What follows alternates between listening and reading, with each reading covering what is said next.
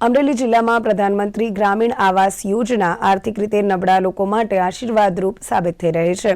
અહીં અમરેલી તાલુકાના નાના માચિયાડા ગામમાં આર્થિક રીતે નબળા લોકો પહેલા કાચા મકાનમાં રહેતા હતા, પરંતુ આજે આ યોજનાને કારણે તેમને પાકું મકાન મળી રહ્યું છે। મહત્વનું છે કે આ યોજના હેઠળ ગ્રામ્ય વિસ્તારોમાં 1,40,000ની આર્થિક સહાય આપવામાં આવે છે।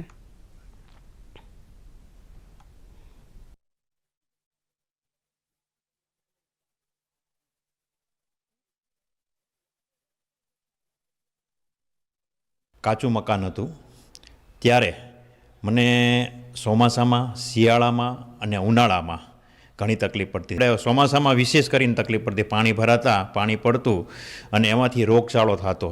એ રોગચાળો બહુ ત્યારે તકલીફ આપતી, ત્રણેય ઋતુમાં આપણને તકલીફ આપતી હતી। જ્યારે પ્રધાનમંત્રી આવાસ યોજના શરૂ થઈ અને મને જાણ થઈ એટલે મેં એમાં ફોર્મ ભર્યું અને એમાં મારો નંબર આવ્યો છે। પ્રધાનમંત્રી આવાસ યોજનામાં મને 1,40,000ના મળ્યા છે રૂપિયા। મને નરેન્દ્ર મોદીનો અને કેન્દ્ર સરકારનો, રાજ્ય સરકારનો હું ઘણો આભાર માનું છું।